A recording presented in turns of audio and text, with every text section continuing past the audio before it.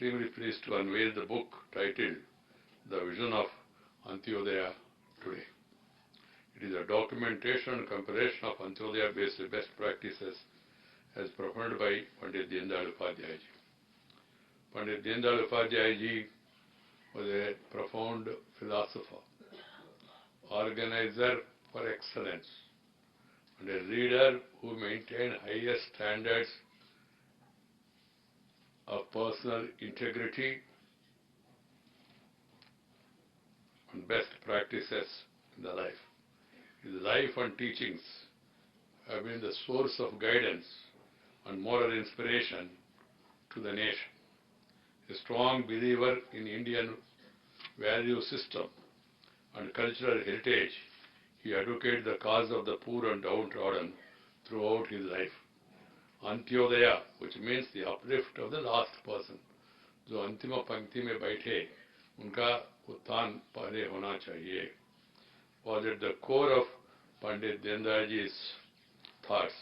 His heart throbbed for the villages, the farmers, the Dalits, the marginalized.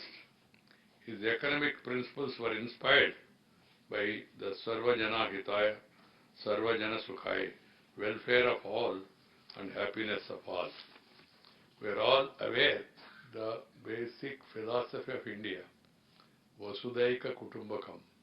The entire world is one family. Sarve Jana Sukhino Bhavantu. Share and care is the core of Indian philosophy. Deendayalji used to say that if equality has to be achieved, people at the highest level has to bend down and support those who have been exploited and neglected.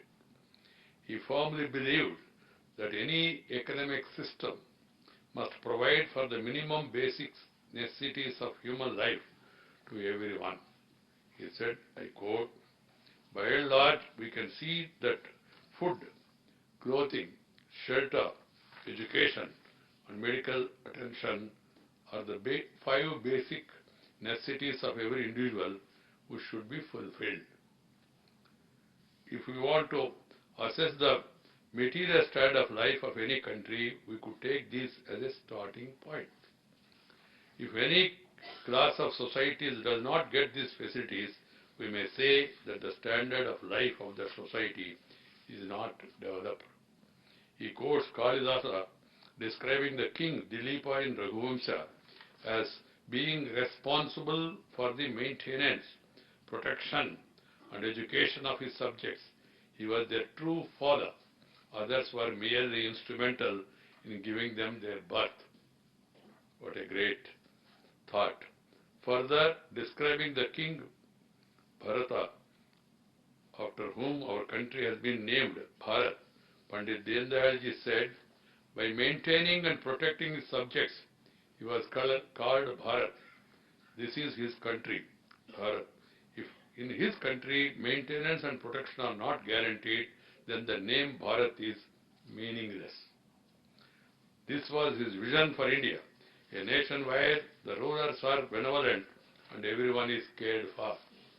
His consistent pursuit for the solutions for the country's social, economic and political woes led him to propound the principles of integral humanism. He observed that both capitalist and communist recognize only an economic man and ignore other aspects of man's persona. That is the difference between his thought and other theories or philosophies. Hence, Pandit Deendayalji rejected both of these ideologies and called for developing an indigenous economic model with the human being at center stage. For Pandit Deendayal Upadhayaya, this integral man was not limited to economic theory alone, but in every aspect of life. He disagreed with Western thinking of treating the body, mind, intelligence and the soul separately and called for an integrated approach. He said, quote, here in Bharat, we have placed before ourselves the ideas of the fourfold responsibilities of catering for the needs of body, mind, intellect and soul with a view of achieving the integral process of man, dharma, artha, kama, and moksha are the four kinds of human effort. Demanding for a humane economic system, Pandit Ji has said, quote, we must have such an economic system which helps in the development of our human qualities, our civilization, and enables us to attain a still higher level of all-round perfection. We should have a system which does not overwhelm our human quality, which does not make us slaves of its own grinding wheels. Expressing concern that the present economic system and system of production are fast disturbing this equilibrium of nature, he called for sustainable developmental approaches, which the United Nations also is speaking now and stressing on sustainable development. Natural resources have a limit. They should not be ruthlessly exploited, he said at that time. Emphasizing the need to use Swadeshi as the cornerstone of reconstruction of economy, he said, quote, the concept of Swadeshi is ridiculed as old-fashioned and reactionary. We proudly use foreign articles. We have grown over independent upon foreign aid in every, from thinking, management, capital, methods of production, technology, etc., to even the standards and forms of consumption. This is not the road to progress and development. We shall forget our individuality and become virtual slaves once again. The positive content of the Swadeshi should be used as the cornerstone of reconstruction of our economy. He also called for industrialization of villages to check the migration to cities, which is leading to higher number of slums. Massive migration is taking place. Gandhiji also, after independence, he gave two suggestions. One is political. मैं उसको जिक्र नहीं करना चाहता हूँ. दूसरा उन्होंने कहा back to villages, गांव के ओर चलो. But unfortunately, many of our leaders have shown their back to villages and moved towards towns. Now that's why this urban-rural divide is visible now. He also wanted village as the focus of development. Calling it economic democracy, he said, if a vote for everyone is the touchstone of political democracy, work for everyone is a measure of economic democracy. In true spirit of Antyodaya, Deendayal ji called for participation of workers in management. Brothers and sisters, Pandit Deendayal Upadhayaya ji considered the social and cultural independence as important as economic independence. Defining the nationhood through culture, he said, quote, if one has to understand the soul of Bharat, one must not look at this country from the political or economic angle, but from the cultural point of view. Unquote. He also said that Bharatiyata, nationhood of Bharat, can manifest itself not through politics, but through culture. If we have anything that we can teach the world, it is the feeling of cultural tolerance and a life dedicated to duty. Analyzing the mindset of some countrymen to consider everything foreign as superior, Deendayal ji has said, quote, the Britishers during their rule adopted such measures whereby in the minds of our people a contempt for things Bharatiya and respect for everything Western has certainly created. This is the problem we are facing today. Our history was written in such a manner we feel as if we are inferior, they are the superior people, they are the superior race. India with all its vast resources and once upon a time called as Visva Guru never attacked any country. All other small countries came, attacked us, ruled us, ruined us, looted us and cheated us. Cheated not only wealth, cheated the minds of some of our people and leaders. That's the problem we are facing today. He also criticized the social evils like untouchability and made a clarion call to end such evils that threaten the national unity. Commenting on the state of politics and democracy in India, Pandit Deendayal ji was worried that opportunism had shaken the confidence of people in politics. He lamented Opportunities with no principles reign in politics of our country.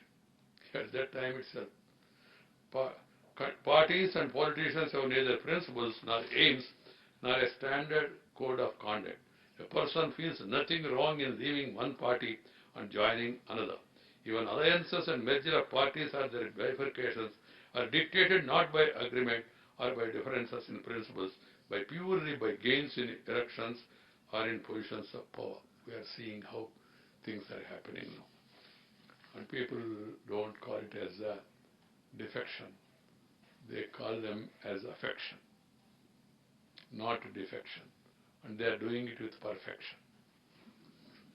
So the time has come. We need to apply our minds, address these challenges. We must also plug the loopholes in the anti-defection law and see to it. In a democracy, people must have liberty to change parties. Nothing wrong. But it should be based on ideological differences, program differences, or policy differences. Not on the basis of your individual benefits, lack of power, or being in power forever. Calling democracy as a government by debate, he said, the tradition of debate is old in our country, but such a debate can be fruitful only when each party carefully listens to what the other has to say and has a desire to accept the truth in it. Desire to accept the truth in it. If instead of trying to understand the other person's point of view, we insist upon our own point of view, such a debate must remain fruitless. See its forfeit. We are seeing it now happening. And people often complain that there is intolerance towards the other point of view. And I sometimes find some people are intolerant towards the mandate of the people. If at all you want to protect democracy, you must be tolerant to, first of all, to the mandate of the people. People are supreme in a democracy. If they are given a verdict in favor of a person or a party, you must give him full opportunity and then start questioning him. Nothing wrong. And all these things should happen through discussion, debate and decision. Discuss, debate and decide. But unfortunately, obstruction, destruction, rather than construction is being done by many people. That's a cause of worry. We are an independent country. We are no more ruled by foreign. We are no more under colonial rule. So we are electing people. You can defeat any powerful man or woman or a party through ballot, silently. But unfortunately, what is happening, some people want to bring the change violently. An unfortunate thing in this country is the majority of the people who hold a view, they are silent, and the minority of the people who hold a particular view, they are violent. And media is highlighting that. I am not talking of religion, majority, minority, not in terms of religious beliefs. In terms of population, in terms of people having that view, if a majority of people have a view, but they are just silent. And some people who have a contrary view, they often create violence, and others are keeping silence. This is a very dangerous negative trend. People must express their view boldly and fearlessly. We are the biggest, largest parliamentary democracy in the world. And we must have the healthy debate, discussion, and then arrive at a decision. That's why I often say in Parliament also, please participate in debate. You discuss, debate, decide. Let the government propose, let the opposition oppose, let the House dispose. Rather than allowing the House to dispose, some people want to dictate by raising their voice, by shouting, and then by rushing to the well. Oh, I think Rajagopalachari once said, if you are not well on the facts, go to the well of the House.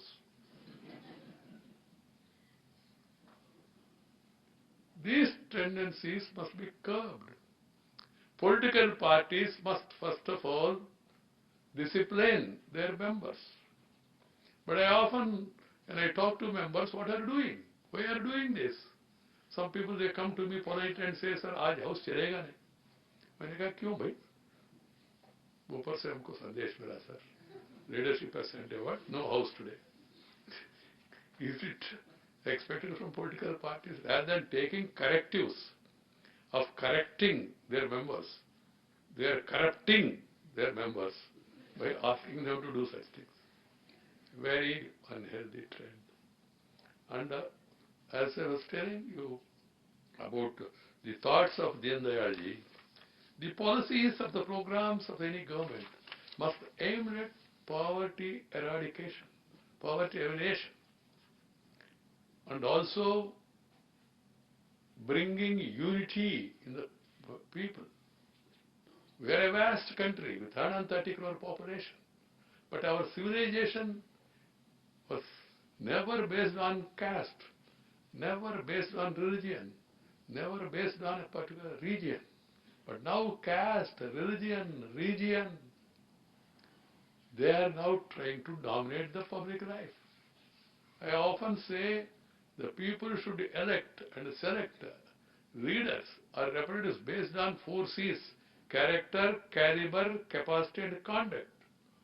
But unfortunately some people, as they could not have or did not have those 4 C's, they have invented new 4 C's in the place of these original 4 C's.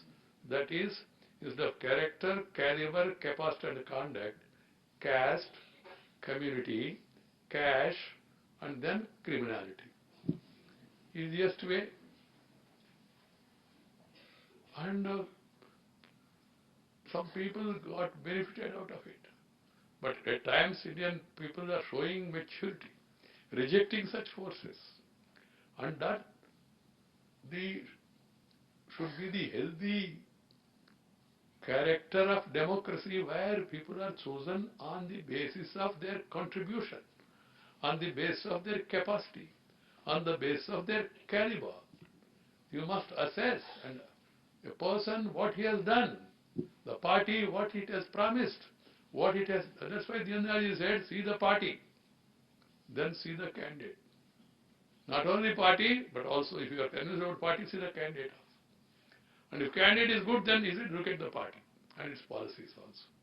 This is what is required. And we must have an approach of nation first, party next, self last. But some people are practicing the reverse. First self, then anything remains, party. And if still something remains, country. This is very, very unfortunate. And we should see to it that the public life, politics of the country are based on this: nation first, party next, self last. And we must not allow, after 70 plus years of independence, even today 20% are living below poverty line. 20% are illiterate. There are certain areas where there is social discrimination, upper caste and lower caste. Who said who is upper caste?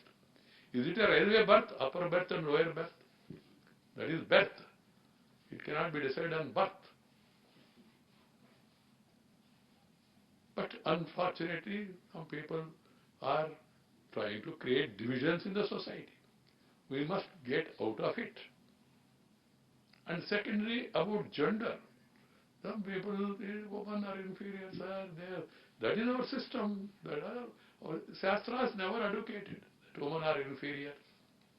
If you look at the important rivers in the country, Ganga, Yamuna, Kaveri, Narmada, Mahanadi, Tapati, Savari, all names of rivers are named after women.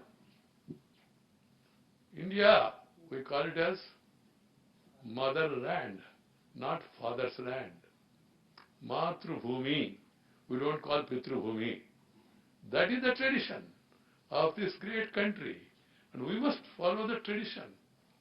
Now, Pradhan Mantri has to promote Beti Bachao, Beti Padhao, Beti Badhao, because we have deviated from our national ethos and started discriminating.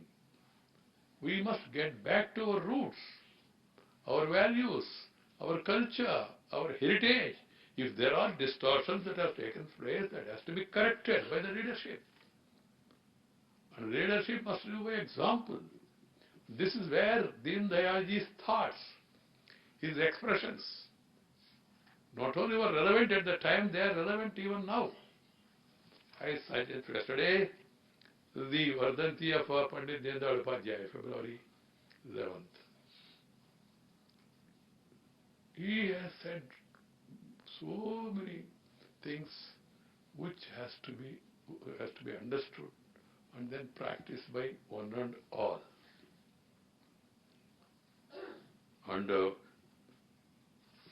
I said, debate. Place your policies before the people. Let the people have an opportunity. But unfortunately, instead of eradication of poverty, we are trying to promote poverty by temporary giving lollipops. Like children, and they start crying, you give lollipop, you give them some good chocolate, and then make them temporarily happy. So political parties are also going to populistic this thing rather than poverty alleviation. This has all our policies.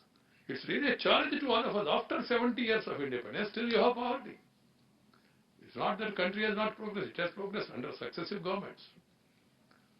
I don't want to make any political comment on who did what and all. But still, these gaps remain. Urban-rural divide, gender discrimination in certain areas, social discrimination in certain areas, and then rich is becoming richer, poor is becoming poorer. This is what is being talked about, but not acted upon sufficiently. How efforts are being made? These efforts should be made by central government, by state government, by everyone, everywhere, to see that the growth is inclusive. And policies and programs should be growth-oriented, development-oriented. That is what is required. Then you will definitely become a powerful nation. Sabka saath, sabka vikas and viswas. They should be implemented in letter and spirit at all levels, by all people. Then only we can move forward. This great country has many, many great examples from the life of great people. We must take what is good from everyone's life. That's why I feel that our children, the new generation, the education policy must focus on the life and contribution of many of our national stalwarts. National does not mean one place or one region, from all parts of the country. There are people who have made immense contribution. And we must also have the civilization values in our education system. And we must go back to our roots so that we all work with passion. And people in politics must treat politics as a mission.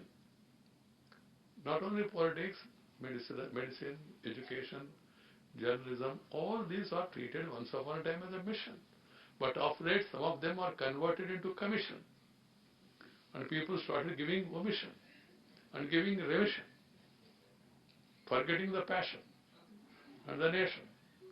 So it is time when we visit the life of such great people, inspiring people, we should take inspiration and then move forward correcting these distortions that have happened here and there. This is my appeal to all people.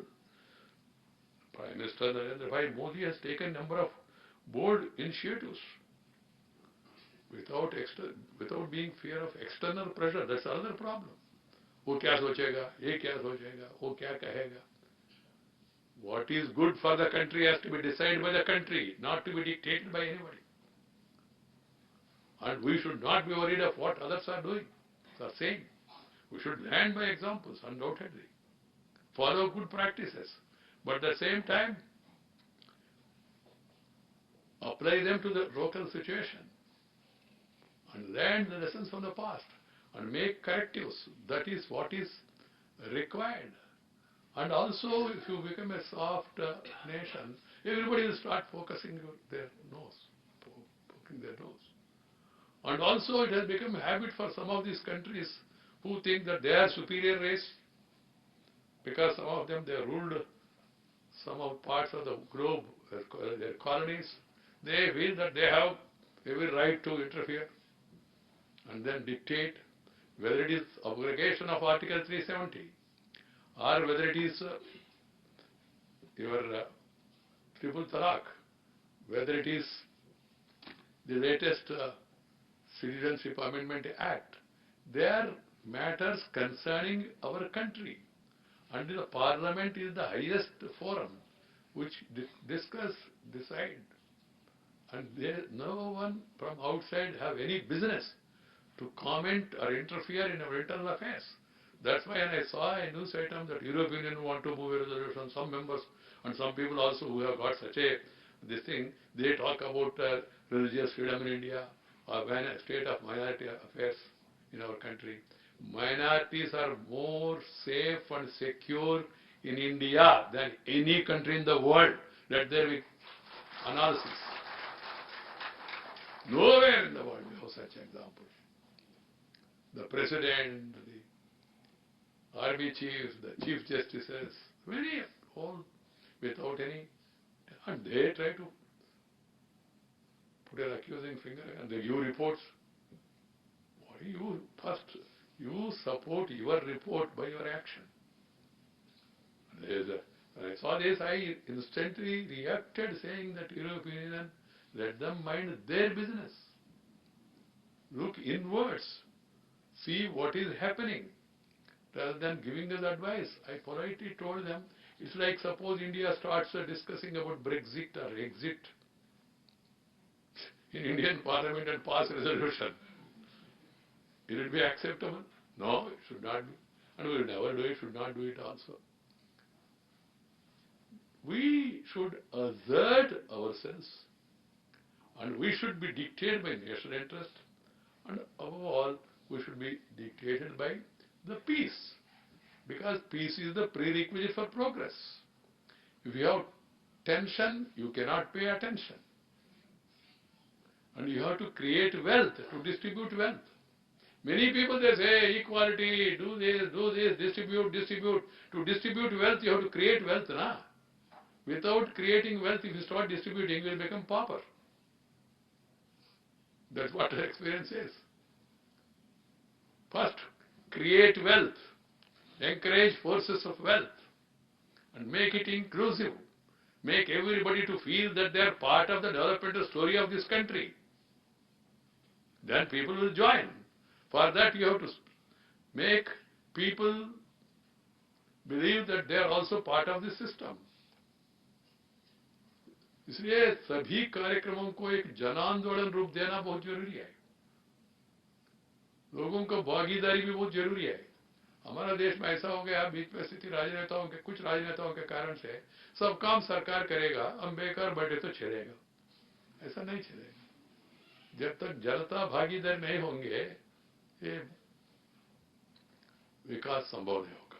So all these things we should learn, and I'm very happy that initiative has been taken to collect good practices promoting Antyodaya from various parts of the country. A study has been done, and all these have been compiled together and brought it into a book form so that it can be a guide. It can be an inspiration to others. Antyodaya practices of more than 400 Antyodaya practitioners from across the country are selected and then collected and brought in a book form. I compliment Sri Vinay Sahasrabuddhayan team and also the ISRN, and I hope that this will help others who are engaged in the task of upliftment of the lost man. Once again, my best wishes to all. Thank you very much. Namaskar. Jai Hind.